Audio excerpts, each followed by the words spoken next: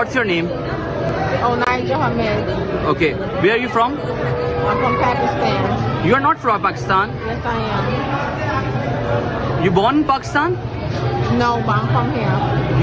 You born where? I'm from here. You from here? Okay. Right now, what's your demands? I want 20K up front, 5K to 10K to stay here, and 5K to 10K to stay here every week because we might just move, me and my family, and I want those demands from the government right away. I want these houses to be built up correctly, and I want pools in the backyard, and I want these demands to be straightened out right away. I want power in the building correctly, and I want everything to be fixed right away. What's the reason against your demands? These reasons because these people should not be suffering like this.